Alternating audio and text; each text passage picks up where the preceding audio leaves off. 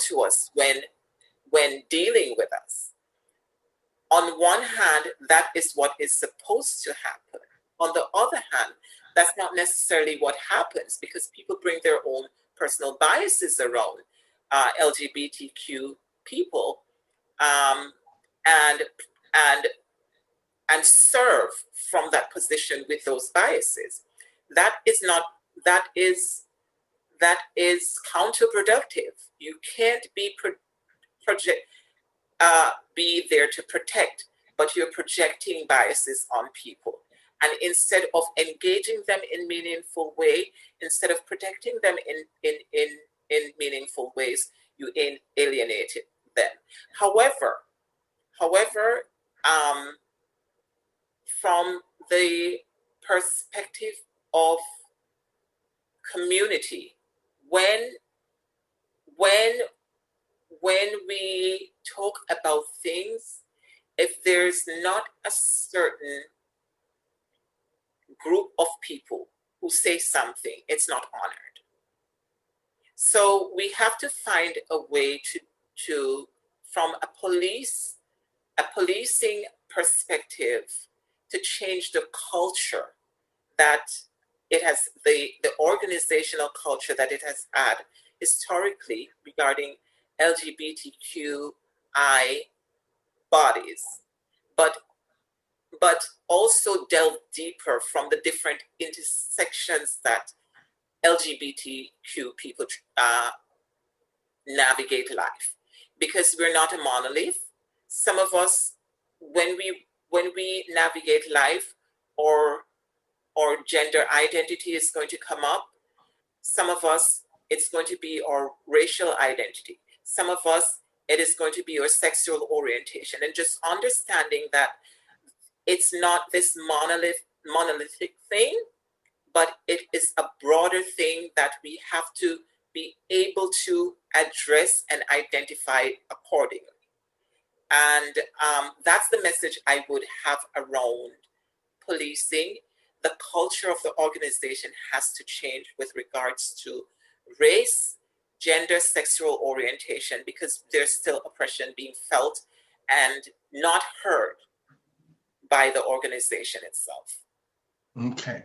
Now, it's it in all fairness to the police, and as far as my sort of a little bit of a take on it, I do think that the police should have been in the Pride Parade in uniform or whatever form, because when we are like they say we are marginalized people, we need visible representation so we can see when something is going down, we can see someone visible that we know that can protect us and help us.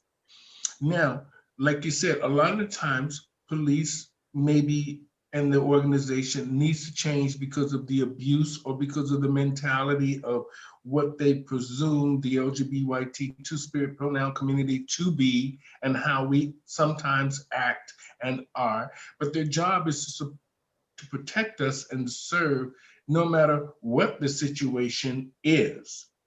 Now, I like the fact that you said that it needs to change at the ground roots of the organization.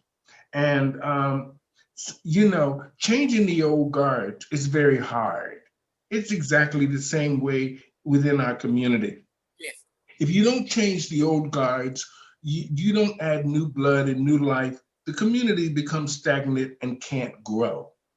And us, if we're not open to having that open dialect and conversation with others about changing these things and them being open to changing these things, we're not going to go anywhere.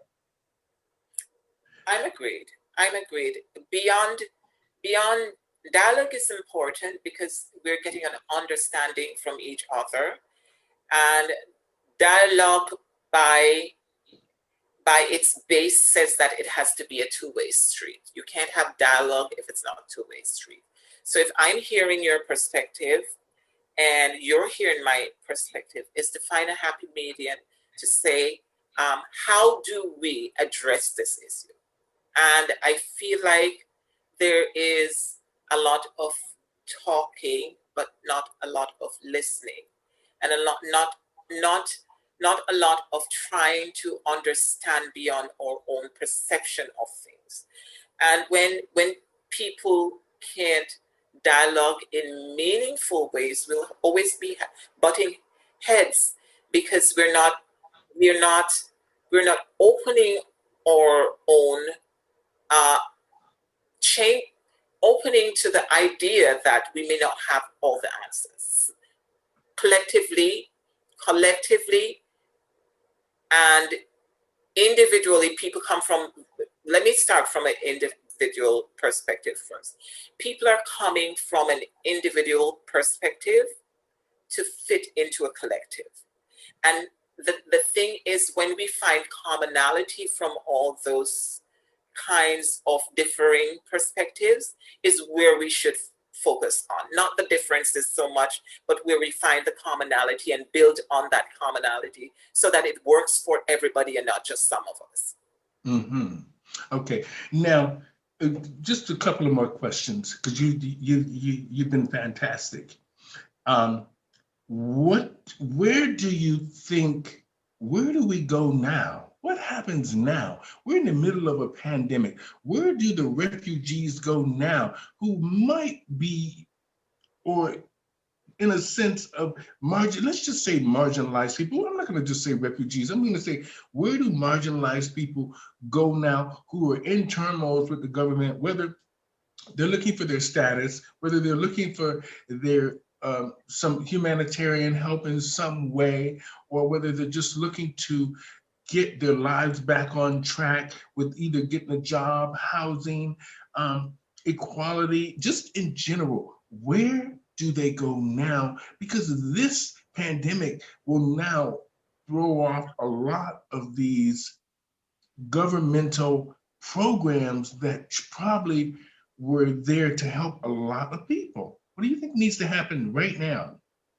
Well, from my personal experience with programs being changed and support systems being changed and being deferred and delayed as a result of COVID, it has heightened the kind of social determinants of health that LGBTQIA people have been experiencing all along. But not only has it heightened it, but it has made the most vulnerable populations from our community even more vulnerable. When we're in a digital age where everything is online like we are now, and Mm-hmm. someone doesn't have a stable home, someone doesn't have gainful employment, someone doesn't have a computer, internet, a cell phone, when everything is virtual, how do we still keep those people engaged? How do we still communicate what is happening from the pandemic? How are they informed about the pandemic, which they are more vulnerable to, not having the stability that I may have? How do we make sure that they're centered and that they're facilitated in a way that doesn't deny them the basic rights that they have? How do we make sure that we support their mental health? Those are the conversations I think is needed to be had, because it's not the people who can come home to an apartment, has a key to come home to an apartment that is more vulnerable. It's the people who don't. It's the people who have a, a, a medical appointment and can't communicate with their doctor because they don't have a cell phone. Someone who has lost the support system in community where they would get a meal, but because of COVID, that support system is no longer there. Someone who, because of the situation around COVID, can't go to walk into a shelter without testing for COVID. Don't have the facility. Don't have nowhere to go to get tested before they come in, and are therefore further disenfranchised, further